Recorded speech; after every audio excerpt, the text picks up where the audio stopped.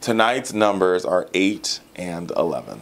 I mean, excuse me, 11 and 8 is, yes, I got them confused. But before I do that, there's no talking points, there's no talking heads, there's no smoking guns, it's just the raw numbers. Former Governor Bob McDonnell and his wife Maureen McDonnell were found guilty this week on several charges in the corruption case stemming from gifts, including an engraved Rolex watch and lavish vacations and thousands of dollars in loans they accepted from a businessman in exchange for political favors. The jewelry of 7 men and 5 women reached a verdict after 17 hours of deliberation over 3 days. Bob McDonnell was found guilty of 11 corruption and fraud counts, while Maureen McDonnell was found guilty of 8 corruption counts and 1 obstruction of justice count.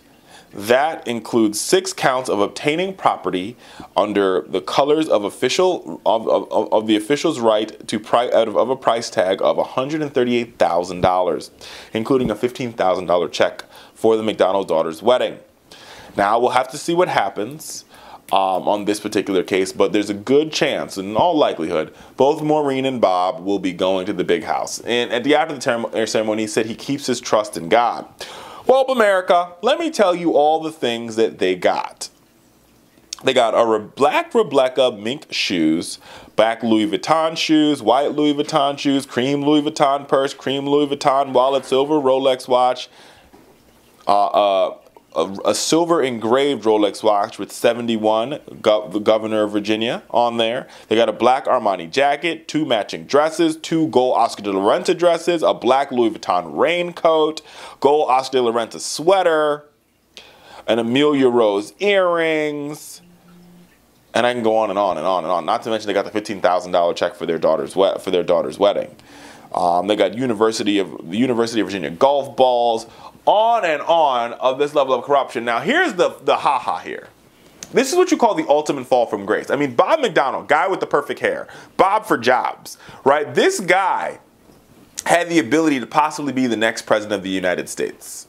I mean, it's very possible. But only does he fall from grace.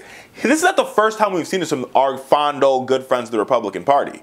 This is very similar to a good old friend that I remember called Tom DeLay. Right? They love to engage in these because they believe as though, to some extent, that they're sort of above the law. Right?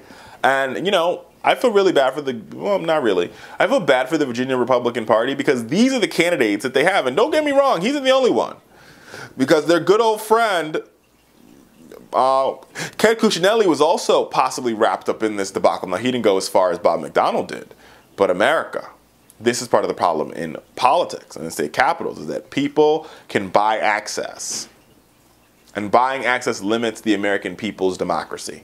And so Bob and his wife Maureen are headed to the big house. And God bless America for that.